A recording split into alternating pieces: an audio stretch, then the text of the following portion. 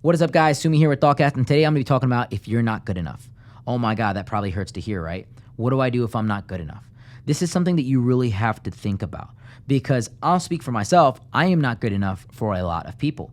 A lot of people's preferences on what they want as a partner is not me. A lot of people's preferences for what they want in a business situation may not be me. A lot of people's preferences for what they want as a friend may not be me. That's okay. See, if you're not good enough for a situation, it means that you're getting rejected by whatever that situation is. And human beings hate rejection. They hate being told that they're not good enough. But what you got to understand is rejection is nothing but redirection. But also, there is some truth in rejection. So there's a two-part formula here. Number one, because you're not good enough for the situation, maybe it's a girl that you like, maybe it's a job that you didn't get hired for, you have to, number one, understand that that situation is not meant for you, right? If someone does not like you for who you are, if someone does not like the person that you are right now, then realistically, there's nothing you can do about it. There's a lot of people in my life that told me that I wasn't good enough, whether it's for a job, whether it's just, as a partner, and that's okay. Like, I didn't take it personally, because guess what? There are billions of people out there in the world. There are billions of opportunities out there in the world. For you to be upset that you didn't get 1, 2, 3, 4, 5 of them, whatever the number might be, doesn't mean that you should reduce your self-confidence. It doesn't mean that you should feel less of yourself. See, if you're not good enough for a certain situation, it really means that there's another situation out there that is better for you. And I want you to understand this. Anybody that is very successful in any aspect of business, friendships, and dating have been rejected more times than they've been accepted. Because the reality is people are very picky. Even if a situation is the perfect situation that they need, it may not be what they want. So their preferences are often clouded by a selfish judgment. A lot of times people want the best thing. There are tons of wonderful vehicles out there that get people from A to B, but everybody wants to drive the Ferrari. Everybody wants to drive the Lambo, even though they don't deserve it. And this is the reality of life.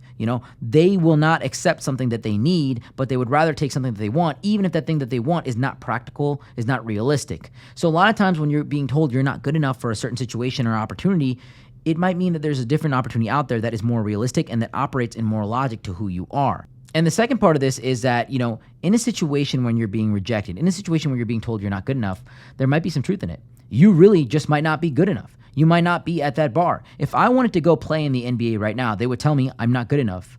And instead of me automatically rationalizing like, oh, you just don't accept me for who I am, that's actually not true. I really am not good enough. I'm not meeting that level and that caliber of what I need to be physically, emotionally, mentally, spiritually, whatever it might be, to get into that league. And this is something that I understand, and I'm very critical about myself. Self-accountability is one of the most important things. So when someone has a preference, right, and whether that be a certain way that you look, whether that be a certain way that you act, there is some truth in their selection. And this is something that people don't necessarily understand, especially when it comes to relationships and dating. When someone says that you're too short or you're too fat or you're too this or you're too that, it also means that you must find someone that will accept you for who you are. But at the same time, there is some truth in that. And this is something that I've learned. And I'll speak on this personally. If you're someone that wants to talk to a lot of people and be successful in a lot of relationships, you have to be rejected time and time and time and time again. The amount of times I've been told that I'm not good enough versus the amount of times that I've been told that I'm, perfect are, a 99 to 1. The majority of women that I have talked to in my life have rejected me. And this might be a shock to some of you. For some of you, it might be like, yeah, look, this guy's not that impressive. And the reality is, it's true. I'm not that impressive. I'm not the most amazing person out there. But when I get rejected, I look at the truth of the matter. What am I doing that's not good enough? Can I improve on it? And number two, I move to a different situation, because me trying to appease that situation, if I cannot logistically satisfy it, is me wasting my time for myself and for that situation in itself.